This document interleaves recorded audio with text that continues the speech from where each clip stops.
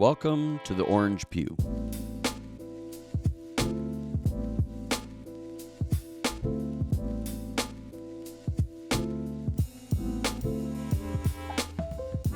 It is so good to be back with my co-host, Doug Frederick. Hello, everyone. It's good to be back. Where were you last time? I had Double booked. Yeah, I was double booked. I'm like, hey. I had something with Recovery Church. Hey, let's have the Orange Pew. And you're like, oh, I'm gone. But the response of your fill-in co-host, My wife. Sarah, was I've heard amazing. was amazing. Yeah, she was. She So- was amazing. So I'll bring. Thank you, Sarah Lee. I'll bring Sarah in anytime that you are negligent at coming, And it probably will happen again.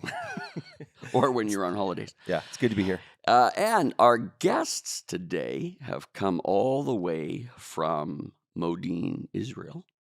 I know you don't know where that is, but they've come a long ways, and they're just getting over jet lag, and now they're going to go home. But it is a delight to have Janet and Ilya Bantseevs with us. So welcome to the Orange Pew. Thank you. It's not red. It is orange. Thank you.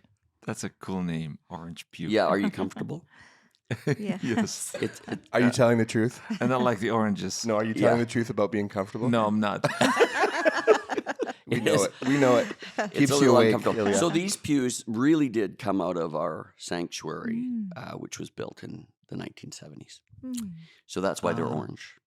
Okay. But the seats that you sat in yesterday on Sunday replaced these, and they were way more comfortable, right? Wow. These were in the sanctuary. Yeah, orange pews. The color is very irritating, I think. Yeah, well, it was the 70s, so orange was in. Okay. And Sarah Lee has set up, not only is she a co-host, but she is also a decorator. Okay, I'll decorate next time. You just wait. She's brought oranges and a little flower and given us little mugs that say CLA on them. Because, here we don't know what we're doing. So we're learning as we go on the podcast. And what surprised me in the first couple podcasts were that people listened. That was the first surprise. And the second surprise was that more people watched on YouTube than on Spotify or Apple. That's right, Derek. So then we thought, well, now we're going to get like similar mugs. And so we all have CLA mugs except you. I tried to find the her mug just to give a push for Debbie, but I couldn't Debbie's- find it. While we're broadcasting this right now, recording this right now, Debbie is in Texas. And she told me she was going to listen to the first one when we talked about her being a co-host. So she's going to come home and want to be a co-host. All right, well, we've talked enough about us and about the podcast and about CLA. This, of course, is an opportunity for CLA to spend maybe 45 or 50 minutes with you. Now, this is a great opportunity for us because not only CLA, but also our network will get to hear from you. Ilya, you were in Langley campus, and Janet, you were in Maple Ridge campus. So we didn't actually get to hear from you both. So today we get to have coffee and we get to hear from you both. Mhm. So excited about that. Thank you. I'm going to start with a question about Ilya. Just a general question. You were born in the Soviet Union, and then you came to Canada. In fact, your whole family came. Hmm. So just briefly tell us a little introduction about that. Yes, I was born in Siberia. Siberia is a large mass of land. It's like Ontario. It's like as big as Ontario or something. Maybe 3 Ontario provinces. Really? Yeah. It's Seriously? huge. Yeah, it's I'm going to huge. Google that. It's huge. Yeah. And we lived, the city I was born is Novokuznetsk. Don't try to repeat that. No, I don't, because I did that at church, and it didn't work too Many well. Canadians try, and it just Doesn't come out. Doesn't come up, right? Anyway, Novokuznetsk is a coal mining city. 600,000 people Wow. in population. Wow. Yeah, it's very cold in the winter. It's like minus 40 every winter. Like maybe Edmonton. Yeah. And the snow starts falling sometimes as early as October, like Edmonton. middle of October. Yeah. Halloween. Edmonton usually has snow by Halloween. Hey, it's Yeah. cold. Doug was born up there. Okay, so you're familiar with that type of weather. Anyway, so I was born there. I grew up in the underground Pentecostal church. My parents were believers, so I was like they say. I don't know when I got saved. I started reading the Bible when I was 6. Wow. I know when I got saved, though. I know, but How do they baptize people in water when you're in an underground church? well, actually, You it find a was it river was it somewhere? was challenging. Sometimes they had to go into the forest Yeah. and find a river there or a little lake. When I was growing up, it wasn't that strict anymore, and we were able to baptize in the river, just in the city. Okay. But we would choose a time when no one was there. Right. And then, to our surprise, you and your family actually got out of the Soviet Union. So just tell us, because I'm going to come back to this story, because you've got a great story about how God actually got you out of the Soviet hmm Union. But just in a general sort of way, you you tell us how you got to Canada. So it was 1988, the year that Russia declared freedom. Like not just Russia, Soviet Union. It was still Soviet Union. They declared religious freedom, and we got the invitation to leave the Soviet Union. So my dad decided to take that chance. Sure. It was really chancy, and so we ended up coming to London, Ontario. We came to London, Ontario on May 11th, 1989. And you have 6 siblings? Is that right? I come from a family of 9. Oh, 9. So there's 6 boys and 3 girls in the family. So I have 5 brothers Right. and 3 And sisters. they all came here. Everybody came. That's right. Everybody, the whole family moved Right. out of the Soviet Union. And one of the things that happened on the way to Canada is you stopped in Vienna for to be sort of processed Right. as refugees, and you met someone. That's right. That's right. We came to Vienna, and there was a church there called Vienna Christian Center. They had, in the morning, they would have a service in German for Austrians. In the afternoon, they started having services in Russian. In the evening, there was an American pastor doing a service in English. So in the afternoon, we were invited to that church, and so we brought our musical instruments. My whole family is musical, and so we played a couple of songs. And the pastor asked, "Can you do more?" And so we did more. And one of the songs that we did was a song by Jack Hayford, Mhm. "Majesty, Worship His Yeah, Majesty," yeah. and we did it in the Russian language. So when the service ended, we were like getting ready to leave, and I see this young lady comes smiling, putting her hand forward like a handshake, Yeah. and she says, "Hello." Well, I knew the word hello. But that's about it. Also, I knew the phrase, "My name is," Okay. because that's what we learned in school. We learned phrases, So Yeah. I knew how to say, "My name is Ilya," Yeah. and that's it.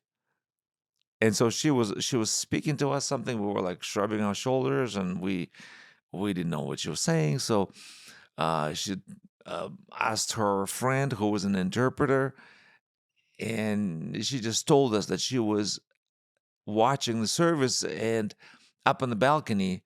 And when we sang the song "Majesty," it moved her so much because she's from the States, and when she went to college, she said that she would pray for the underground persecuted church in the Mhm. Soviet Union. And here in Vienna, she sees that underground church worshiping God to the same song that she She knew that song. she did. It was a very popular song in those days. And so she was so moved, and she wanted to tell us that. And that's our first meeting. And she became your English teacher. That's And right. You told me that you married your English teacher. That's right. In a couple of days, it turned out that we told her that I want to go to Bible school in Canada and come back to Russia as a missionary. And she felt, she felt compelled to help us. And the first thing we need in Canada when we move is the language. Yeah. So she offered us English And American lessons. is pretty close to Canadian. So she was able to help you with that. She was able to help that, right? And as she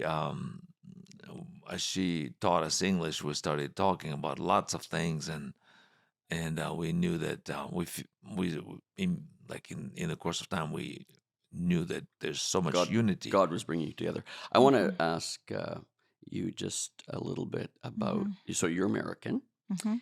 And just briefly tell us how you got to Vienna to meet.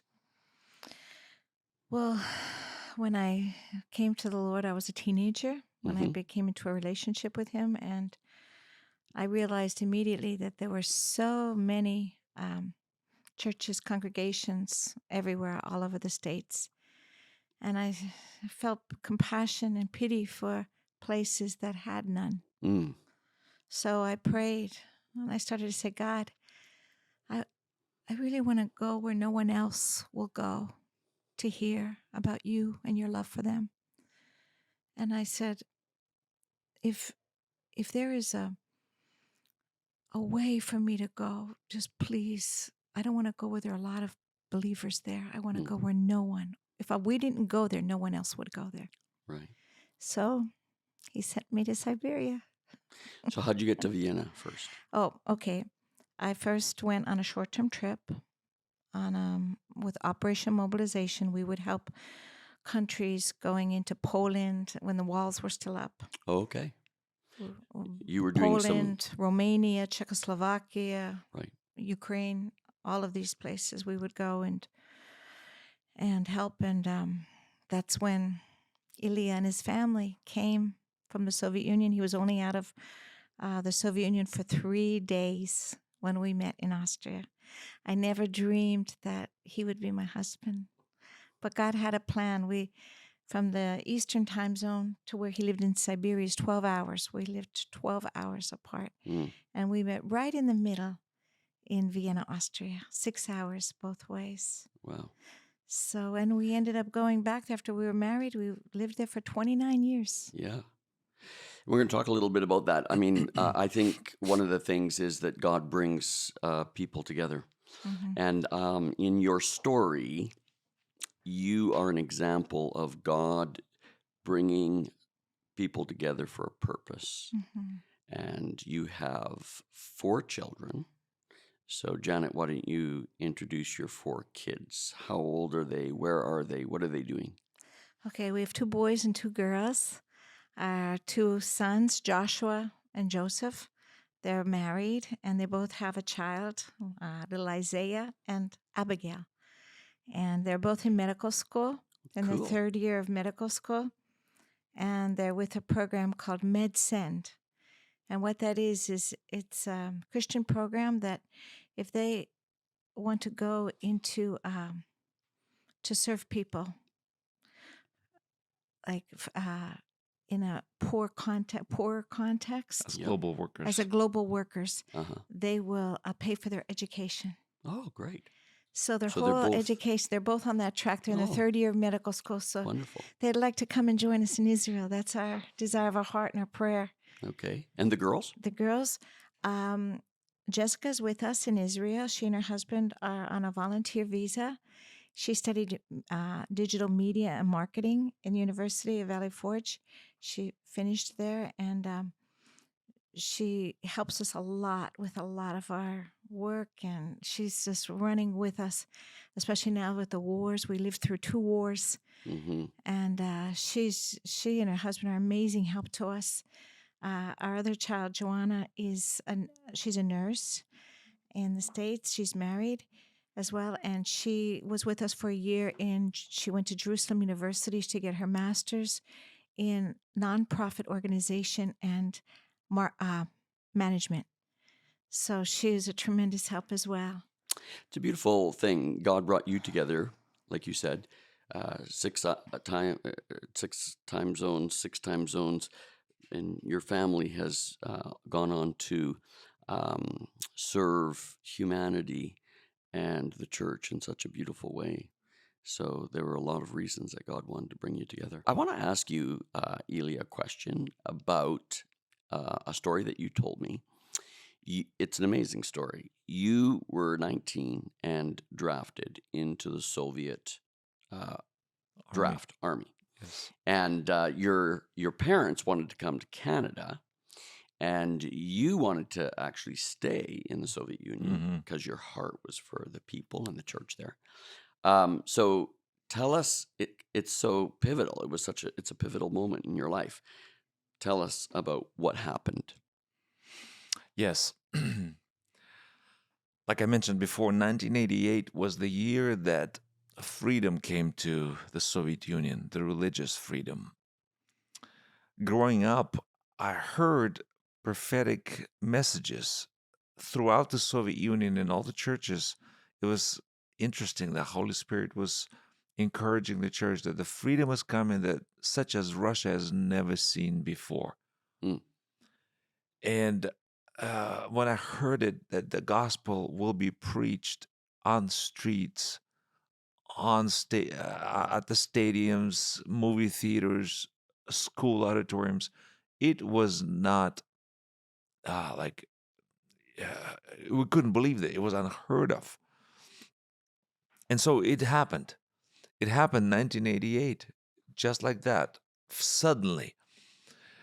And I was 19 and I was on fire for the Lord, and I wanted to preach the gospel to my country. And all of a sudden, my parents decided to go. I thought this was wrong. This was spiritual deception of the devil. And so we would argue with my dad, and it was just to me it was shocking that we have to leave. And so my right at the time when we received an invitation to leave Russia, the invitation came by mail. Invitation in like to start a process of immigration, you need an invitation. So we got an invitation to go to Israel. And at the same time, I was asked to go to the military office for interviews because the draft began. In the Soviet Union, every male had to go and serve 2 years in the army at the age of 18 or 19.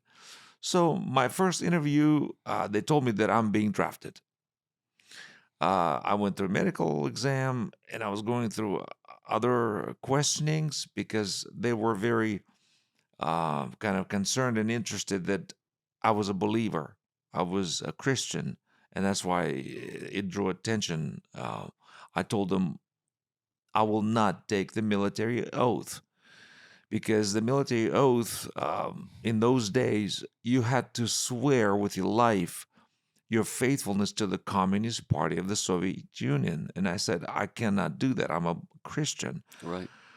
It even said, if I'm found unfaithful to the Communist Party, let the hand of my comrade kill me. Yeah, the oath, military oath, was extreme, was very extreme, like a covenant almost. And so I was going through those interviews, and at that same time, my parents started fasting and praying. They decided to take 1 week to fast and pray and seek the Lord what to do.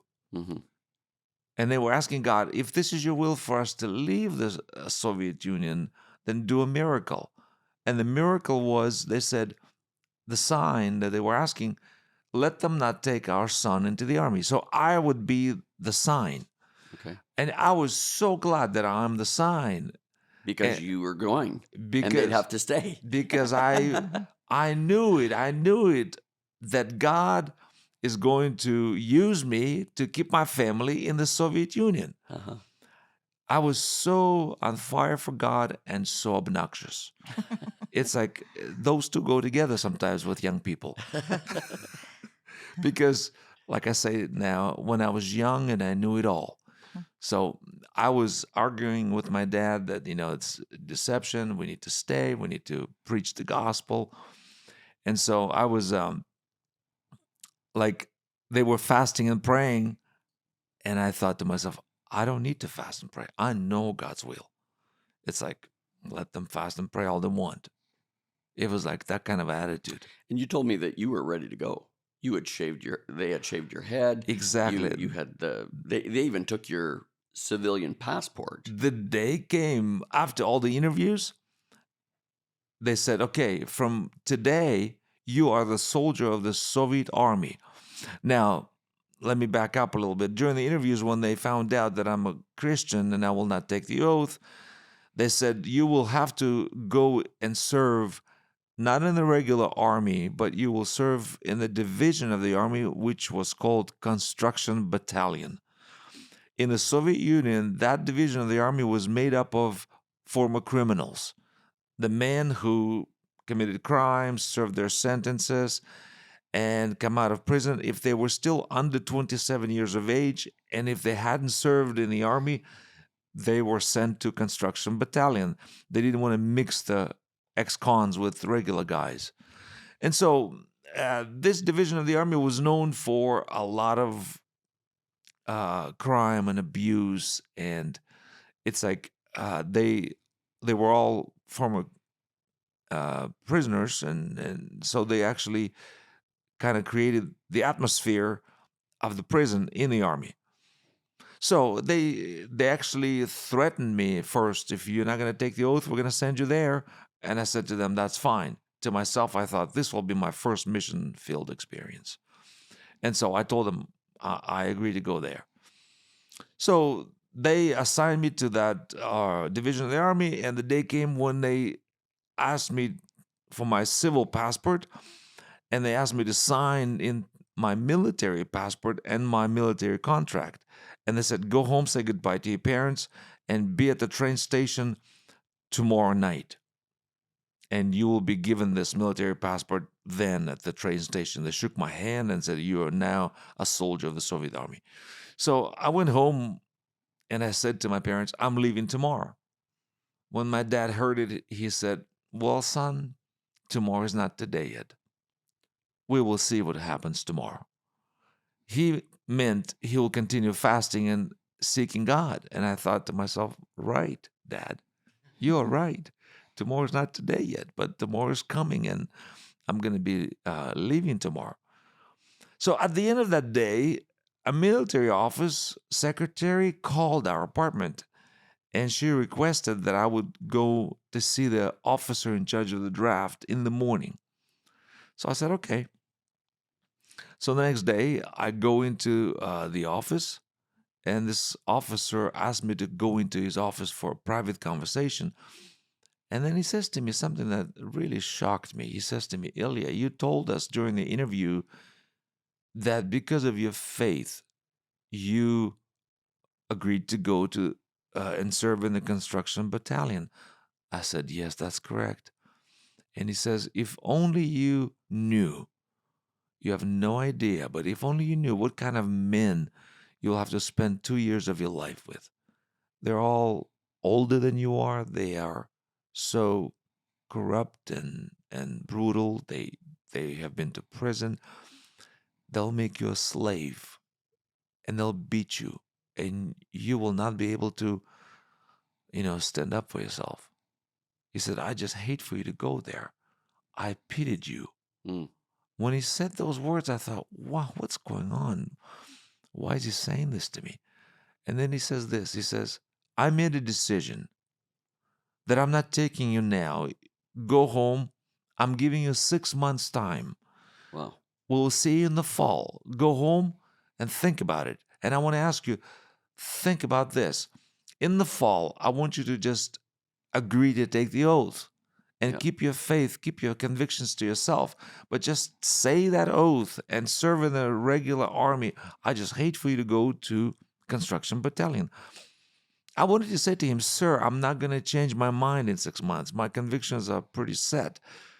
But I knew that this is not normal. This is not, it's not real. Like, I mean, it's supernatural for a communist military officer whose job was to send as many boys into the army would give me time to think, maybe I'll change my mind. And he gave me 6 months time to think. And especially the words of my dad were ringing in my ears. Son, we'll see what happens tomorrow. So I was shocked. I come home and I said to them, they're not taking me into the army. And my father said, well, it looks like a sign. Right. And so he took the invitation and all of our passports to passport office and began the process of invitation. And exactly in 6 months, we had an exit visa and we left the Soviet Union. For Vienna. Yes. And so that's where you met. So this whole thing of exiting needed 6 months. Mm-hmm. Yes. And that's what that officer gave you. Mm-hmm. So you never did enter That's right. the army. Of I the Soviet never went Union. into the army, yes. We left, and I was so upset that that I was wrong when I was praying. You were so upset that your parents were actually right. Yeah. And you were now on your way to Canada. Yeah. It's, you know how sometimes people pray and pray and pray and God doesn't answer them? And God has a different answer? He and people does. get upset? Yeah. I know what it's like. I was so upset. I was so disappointed, not in God, in myself. I thought, I'm a loser. I wanted to serve God, and I committed my life to Him, and all of a sudden, I took it the way God doesn't need me. He could care less about me, and because He didn't answer the way I This wanted. is your first Jonah experience. You were surprised by God's response, and so I know that you came to Canada, and it wasn't very long. You were in Canada for 3 years to become permanent resident and then citizen, and you got your Canadian citizenship. It took a year to get your passport. Is that right? Yeah, from the time you apply and then you do an exam, And during that time, you got married Mm-hmm. right. in Canada, had your first child, and then you returned. Now, before we ask about the 30 years in the city, I need you to finish this story. So you go back and you're involved in ministry for a long time. And one day you're praying and you realize, I've never prayed for the man Right. who was responsible for letting me out of the army. Right. And you're back in the same city. Tell us that story. It's quite an ending. Yes, this is the second half of that story. We returned to Novokuznetsk, planted a church, and 8 years goes by. And the ministry is thriving. The church is growing. Finally, we have our own place, our own building. And this was just wonderful. And so one day I'm driving home from a church service in the car, and I'm just thanking God for all the good things that happened in 8 years. But in my memory, in my prayer, I was going back not only for the 8 years that we've been in Russia. I started praying and thanking God how I met Janet, how my family left, and then I realized God answered my parents' prayer. Uh-huh. If I stayed in Russia, things would have been totally different. But thank God that He answered my parents' prayer, and then I met Janet, and we both came to Russia. So, and all of a sudden it dawned on me that God moved in the heart of that officer. And I said, God, thank you for moving on his heart. And I said, if he is still alive, if he's in this city, help me find him. I would like to share the gospel with him. And as soon as I said that, I realized if I saw him on the street, I would not recognize him because I don't remember how he looked like. And I thought to myself, God, you have to really help me find him. I can't go into the military office asking questions. Where is that officer who gave me 6 months' time because I was a Christian and I refused to take the oath? He might end up in front of a firing squad. Exactly. What if I talk to the wrong guy and he get this man in trouble? So I said, God, help me find him. And the only thing you remembered. That's right. I said in my prayer, I said, God, the only thing I remember about that officer is that he was in charge of the draft, and he was a major in rank. He had a big star on his shoulders, major in rank. So I prayed that, and it was like it never happened to me before nor after. It was as if God is sitting on his throne, waiting till I pray that prayer. And he finally said, finally you prayed. Because he answered immediately. I met the guy in 3 days. We had a pastors' conference in our city, and we were hosting a group of American pastors from Texas. And the first day went really well. I asked them, let's go to dinner. So I took them to a restaurant. And we were so loud, everyone knew that there's an American crowd there. So and you weren't drinking vodka. No. But we were so late. Actually, when the restaurant was closing, they had to turn the lights off to let us know that it was time to go. Time to go, right? Yeah. So we started leaving, and by the door, there were 3 security guys who were waiting till everyone leaves, and so they could check up the place and lock up the doors. So one of those security guys was a young fellow who knew some English, and he wanted to practice with the Americans. And so he would say a few words to everyone. There were about 4 or 5 Americans, and so he would shake hands with everyone, very friendly, speaking in English. And as I'm watching him speak English, I'm thinking to myself, very rare that you see a young guy in Novokuznetsk who speaks such good English. He was very fluent. Uh-huh. And I thought, okay, when everyone leaves, I'll invite him to church. So when everyone left, I shook his hand and I spoke to him in Russian, inviting him to church. And he looks at me and says, oh, how come you speak so good in Russian? I said, I am Russian. And then he goes, oh, how come you speak so good in English then? So he asked me these 2 questions, and I stood there. In 1 minute, I told him, well, I moved to Canada, lived there for 4 years, and came back. That's how I know the language, but I started a church, and I'm inviting you to come and check it out. You told me that you were thinking, oh, I'd like this guy in my church because he could translate. Oh, that's right. That's right. And he actually did come, Yeah. and he got saved. Exactly. Yes. I thought, wow, every time we have guests, I have to do the translation. And it's very tiring all day speaking, hearing Russian and English and then translating. And I needed a translator on the team. So the guy ended up getting saved, and so he was a part of the church. Now, so I started telling him in a quick nutshell that I went to Canada, came back, and that's how I know English. And so I shook his hand and I grabbed the door handle to go out, and the man who was another security guy, an older man sitting with, his hair was gray, and he looks at me and he says, hey, tell me, which year did you say you left for Canada? I said 1988.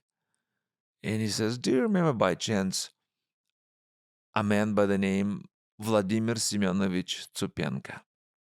I said, no, I don't recall that name. And he looks at me and he says, he was a military officer in charge of the draft in the city. And he was a major in rank. When he said those 2 words, those 2 things, that in charge of the draft and a major in rank, that's exactly what I said to God. That's the only 2 things I remembered about that officer. It's amazing. I said, do you know what? I don't remember the men you mentioned, but I do remember a military officer who was in charge of the draft and a major in rank. And I proceeded to tell him my story. And I'm thinking, why am I telling this guy this story?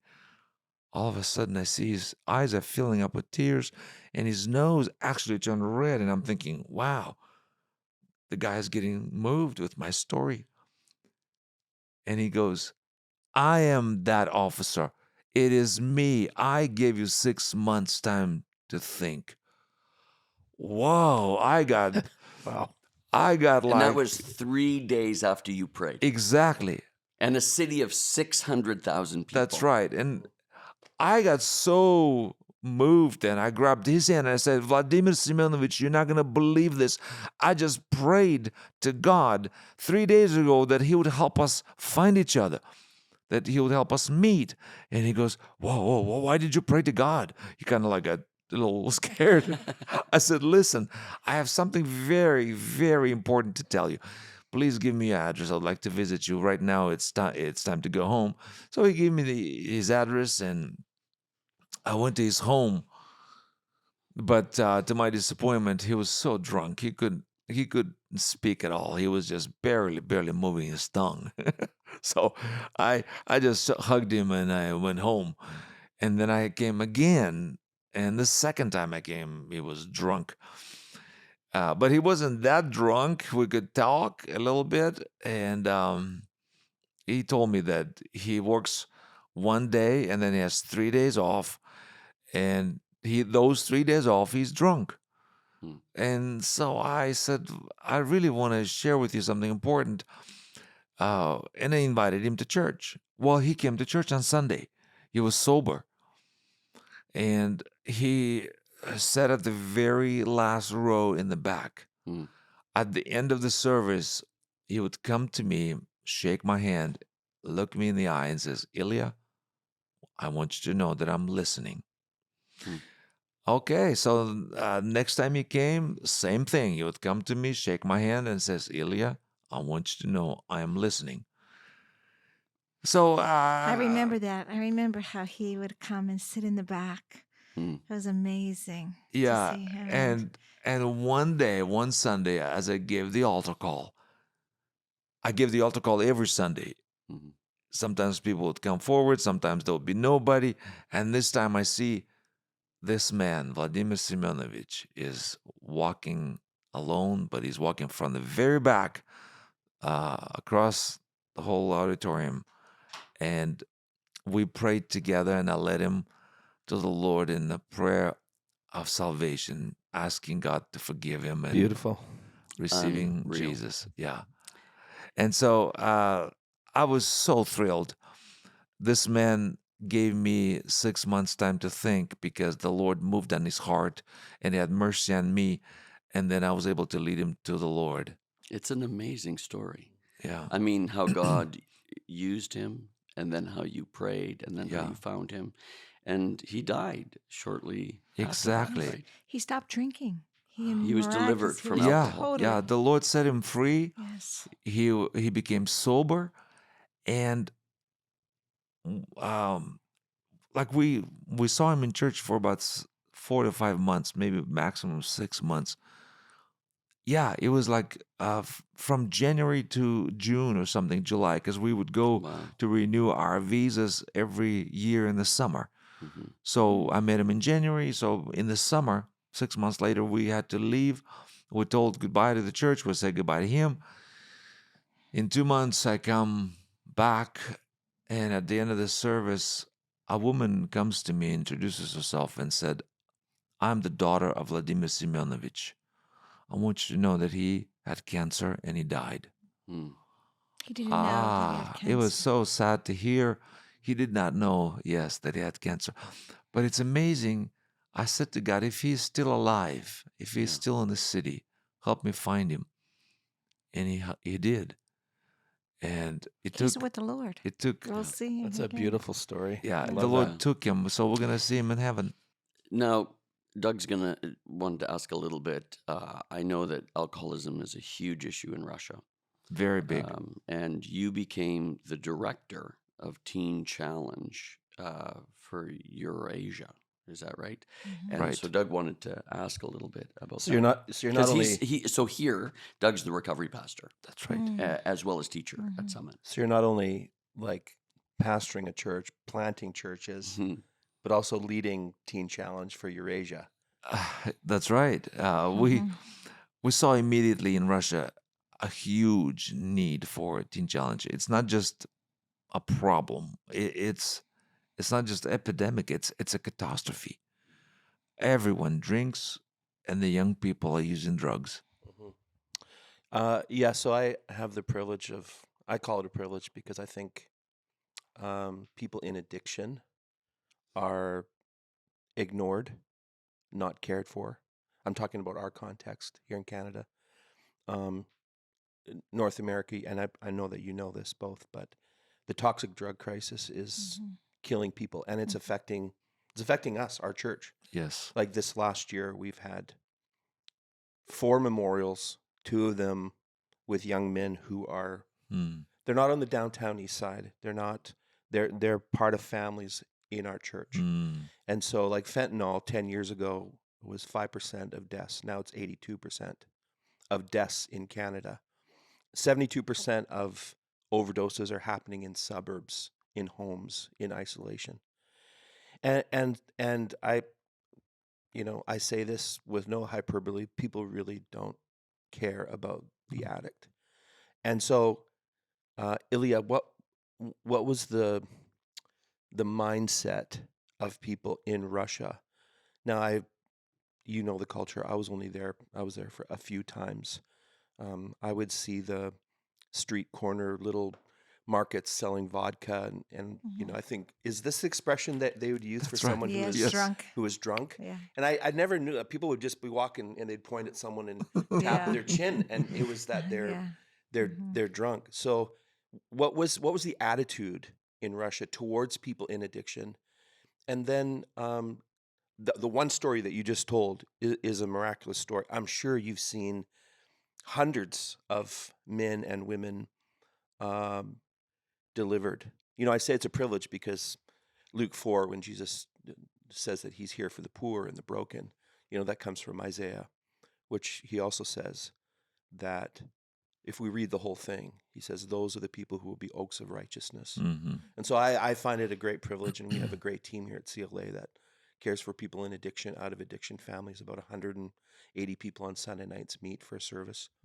But just tell me about the attitude and maybe one story. And then also just how would you encourage people in our network to respond? I know I'm saying quite a bit, respond to someone who's in addiction. Well, in Russia, if you take alcoholism, it's like almost everybody drinks, and they don't think they're alcoholics, but they are.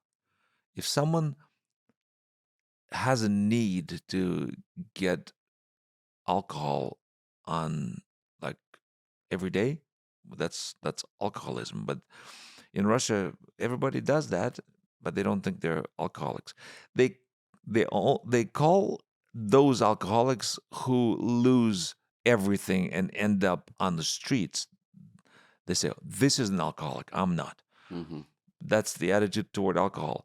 And of course, like you said, in Canada, you feel that people don't care. In Russia, the same thing. When people get on the streets, when they ended up, being totally homeless, nobody cares. They die on the streets. Now, when it comes to drugs, drug addicts are young, and the age is getting younger and younger. And for the most part, the drug addicts, because of their age, they live it with parents. And parents are devastated when they find out. And usually when they find out that their son or daughter are using drugs, it's too late because there's no help for them. Right. They go to different places, doctors. It's totally hopeless. So that's why in Russia, every church that's growing has a rehab ministry. Every single church. Wow. Well, that's Yes. amazing. That's really astounding. Yeah. Yes. And I do believe the same way like you do. These people need the Lord, and they're the easiest ones to share the gospel with because they know they're broken. They know they're sinners. They know they need help. And the only problem with them is to convince them to come into the rehab. And we have had many go through Teen Challenge Center. But because we knew personally David Wilkerson, the founder of Teen Challenge, Janet attended his church from day one in New York City. So when we came to Siberia, we knew we need Teen Challenge there. And we started one in 2001. And we actually had people from America come and visit us. And we were the first official Teen Challenge in Russia. So we had hundreds of men and women getting delivered and becoming followers of Jesus.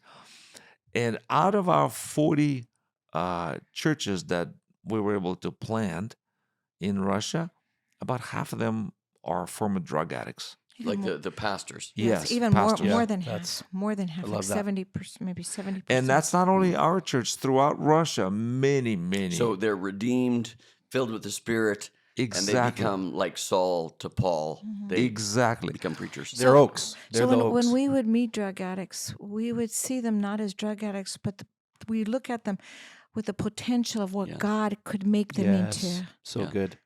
Yeah, I saw a picture on Sunday at the Langley campus of a group, 40, 50 people on the screen, and they were church planters Yes. and people Yes. involved in your rehab, and it's just an amazing story.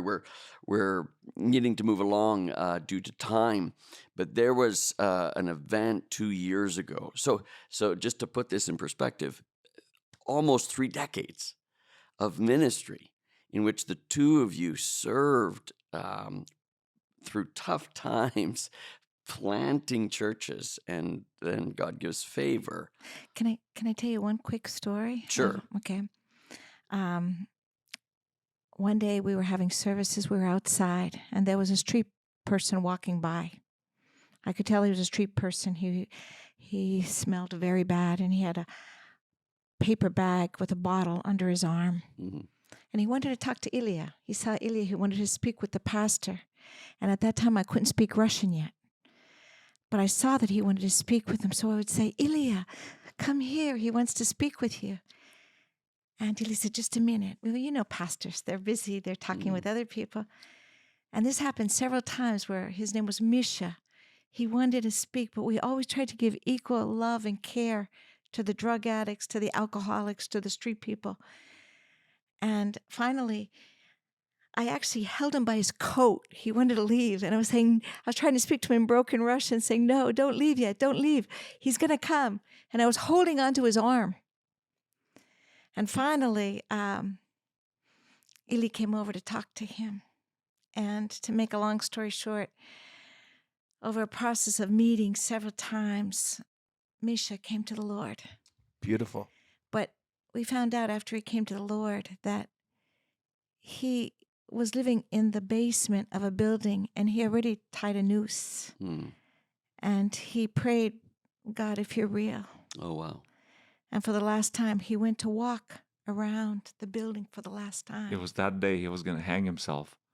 And you saw your church Janet grabbed service. his coat by his coat. Oh. And he prayed, and he did pray, came to the Lord, but he still had a drinking problem.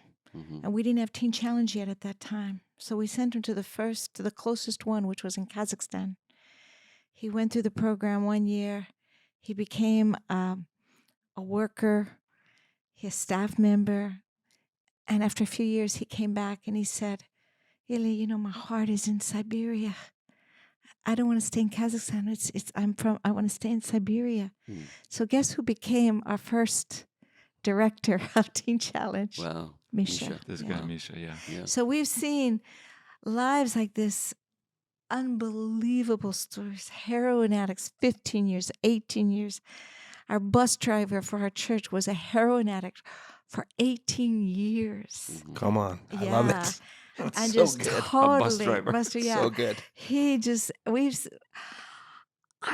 Our kids grew up in Siberia. Their best friends were all ex-cons and drug addicts. Yeah. And The power of the gospel. yes. Janet, The power of the gospel. when you're talking about Siberia, because I know that Derek's going to ask a question about transition, but you just come alive. Your eyes just glow. It's when you see the changed life that only God Yes. could do. It's Yeah. only the Lord. That's what's amazing. And so I want to actually come back to you, Janet, on this question because you're a mom. You have 4 kids. There is a war that breaks out. You, as a family, can't use your TD Canada Trust card anymore. You can't get food. You can't get fuel. You're an American. The American embassy is warning you to leave, and they're becoming more aggressive and saying you might not get a flight out. You need to leave. Ilya is torn. You think maybe you should go to Kazakhstan and then come back, but no. It all ends like literally on one weekend. Yes. And you have to go to the church that you've spent 3 decades building. Tell us what that was like. Well, we didn't receive pay from the church. We always wanted to bless the church, so our income came to live from Canada. Yeah. And when actually it was a few years before, when the relationships between the countries started to go bad, there was talk about cutting the SWIFT. And I remember praying with all my heart, God, please don't let them cut the SWIFT. Please don't let them cut the SWIFT. SWIFT is a banking system. It's a banking system. It's a banking system that allowed transfer. to go Transfer into money. other A Russian banking system, no, or just international. like international. It's an International, right. It was one of the first things that global sanctions did after Right. the war. And when you cut the SWIFT, there could be no longer funding coming into Russia. The banks Right. were cut in Russia from the rest of the world. Right. And so I would go to the grocery store. Well, sometimes, we pray for things and we pray with all our heart and our intentions are good. It was for the Lord. But sometimes God has a different plan. And in those times of testing, when we don't understand, God just wants us to trust Him and to say, God, even though I don't understand what's happening, I don't want to sin against you by blaming you or getting angry or not trusting you, even though maybe we're sad. God, I'm going to trust you. I'm going to trust you. I don't know why this is happening, but I'm going to trust you. I'm going to pass this test. And it was hard. It was hard emotionally because we would go to the grocery store and we would take our TD Canada Trust card and couldn't buy groceries. It was blocked. So we couldn't get money out of the country. And there were no more flights out of the country. Right. And the U.S. Embassy was telling me, get out of the country now. Get out. Get out. And so we thought we will drive to Kazakhstan because we didn't live far from Kazakhstan. It was only a 12-hour drive. But we thought we could do banking there and come back. Well, in one weekend, it was a Friday, we drove to the Kazakhstan border, but they didn't allow us in. There was still hindrances because of COVID. COVID restrictions. On the Kazakhstan side. So we had to drive back 12 hours back. And we came just in time for our Saturday evening service. And I'll never forget, because on the way back, there was a television program in one of the cafes saying that we stopped for gas and we saw the TV and Putin was speaking live. And he said that they will retaliate with the same... Yeah, he said that they'll respond to Western sanctions in a way that they will make it hard for Western businesses, like impossible. And one thing he said, we will pass laws against citizens of countries who are unfriendly to Russia. When he said to citizens, we looked at each other and we knew it's us. Because on the first of the list of unfriendly citizens, unfriendly countries, is the United States, and second was Canada. So we knew, so we were driving back for our Saturday night service, and we had no money. We couldn't stay, and we had to get up in front of the congregation and tell them, we're leaving. And I'll never forget them looking at us. And we had to do this Saturday night and the 3 services on Sunday. We're leaving. They said, what? What? Why? They had no clue what is even happening. Well, it just broke. The people just started weeping and weeping. It was, oh my goodness, it was just heart-wrenching. After the service, everybody, they stood in line for hours Mhm. It was so emotionally draining. And Mhm. with every person, they would just hold us and weep. It was like shaking, like you're leaving. It's like we're Mhm. not going to see you again. Mhm. I said yesterday that like my mother went to be with the Lord. My father died, but it was nothing like this because I knew I'll see them again. It was like our children, Mhm. and we had to leave in 2 days. Mhm. And so we had to go through this Saturday night when we came back from Kazakhstan, all day Sunday, saying goodbyes. Monday, pack up. What do you pack in one suitcase of 29 years? Yeah. We each took one suitcase. We came with one suitcase and a carry-on, and we left with one suitcase and a carry-on. Mhm.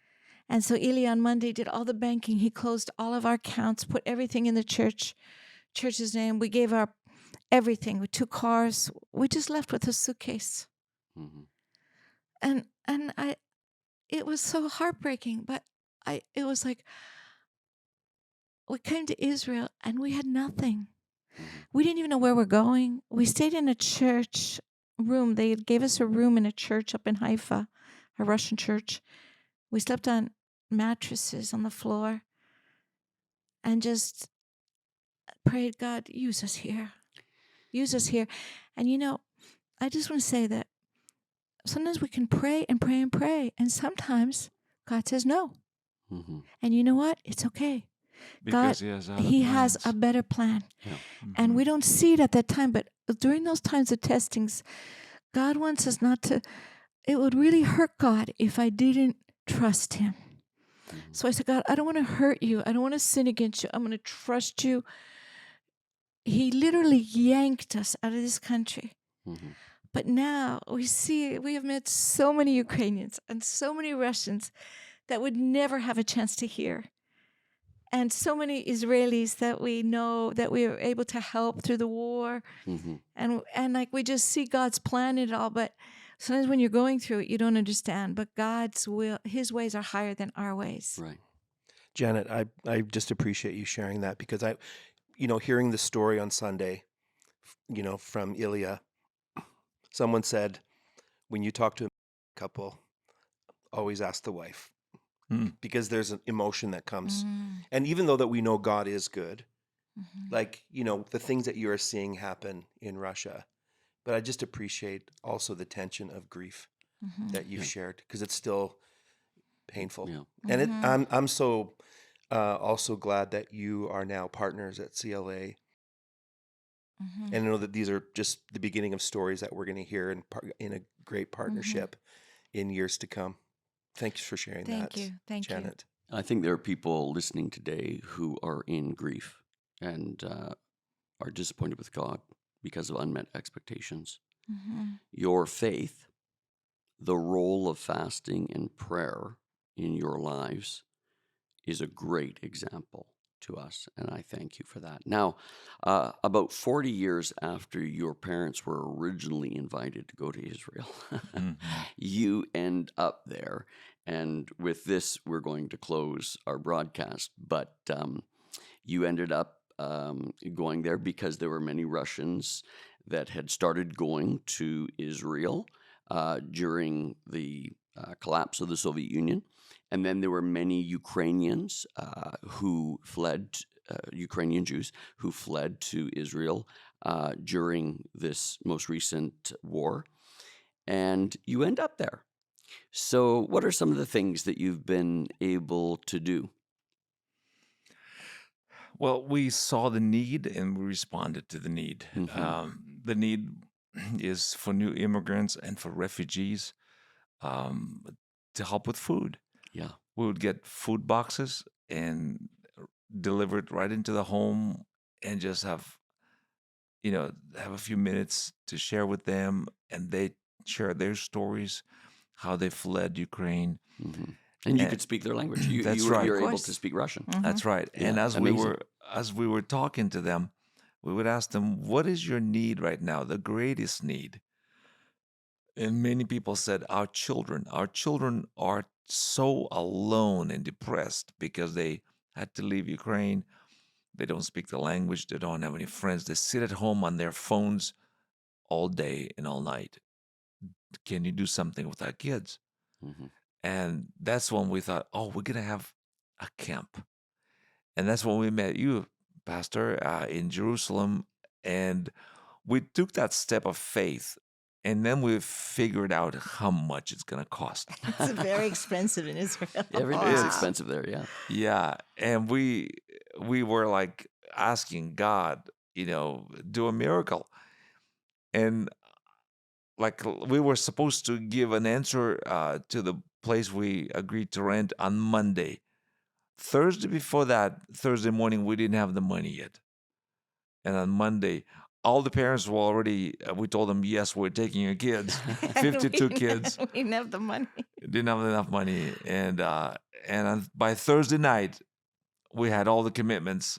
And yours was the last one. Yeah. We needed $6,000, and you said yes. Yeah. And so that was just a miracle. And when I said, let's go for lunch, and you were like having coffee, and you said, we're fasting.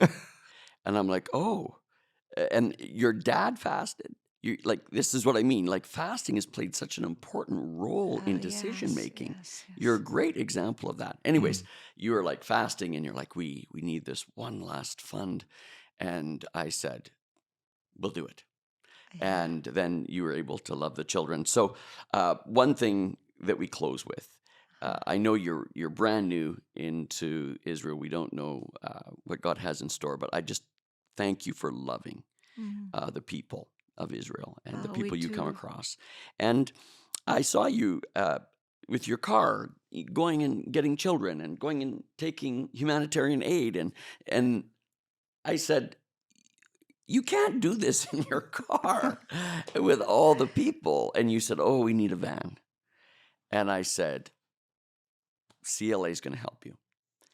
And so CLA bought you a van. Yes, And, thank you so Thank you much. so much. Do you know why? in November. Because Ilya's dad was praying. Yes. That's why. Because it seems like he prays, things happen. Yeah. Yeah, so I just appreciate so much the opportunity, really. Sometimes people talk, about giving as an obligation. Giving is not an obligation. Giving is an opportunity. Yes. And yes. I just saw your work as it was starting and thought, what an opportunity. The kids of Ukrainian refugees or Russian refugees, the humanitarian aid and the van. So we're thrilled. We're still, if you're watching today or listening today, we're still raising funds to finish that off. And you can partner by going to clachurch.com. And give to our fund there on the drop-down menu. But I pray that van. I know, you told me. It's used every day. Used, Yes, every Thank day. you so Thank much. I you want to take this opportunity to thank you again Yes. for the van and thanks CLA. Because Yes. that van, we take the seats out and it's like a truck. We fill it up with boxes or we'll help people move their furniture. And then on Friday nights, we bring out that van load of people to our apartment. Because after that camp, the parents of the kids are coming every Friday night to our house. And the group became so big that we can't do together kids and parents. So our daughter Jessica and her husband have the kids in their apartment On Saturdays. on Saturdays. And yes. we have the parents on Friday nights. And we use the So same it's van to bring the the kids. It was just Yeah. so this van is running every day, and we're so thankful. Thank you so much. Yes, thank you. Well, for it's a helping. delight to be able to introduce you to CLA and also to be able to remind our network because you're actually from London, Ontario, and we have a network right across Canada, and I hope that people in Ontario are listening, some of your partners there. Thank you for being faithful and obedient and for the work that you're doing. You are at the right place at the right time. Yes, God did that. He just God did that. brought us out. Yeah. Thanks for being on the orange pew, Thanks for being on the Orange Pew now. as uncomfortable as it As is. it is, No, yeah. it's And fine, I it's want to give you a fine. gift. This is our official gift of the Orange Pew. It's Oh. a chocolate orange. So you get to have a chocolate. Oh, this is good. A chocolate orange, and you can Wow. have that with your coffee tomorrow. I know you're Yes. going to Thank be you. heading back to Tel Aviv this week, Yes, yes. and Wednesday. so Yeah. our love to your Thank family and to you. Israel and to your labor there, Thank you. and thank you for being a partner. We're Thank just so you. delighted. Well, Thank you both. So good. Thank you. And we love you too. Thank you. Thank you for joining us, and God bless you.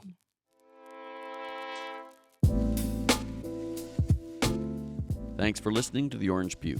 To stay up to date, please subscribe on Spotify, Apple Podcast, or YouTube Podcasts. We'll see you next time.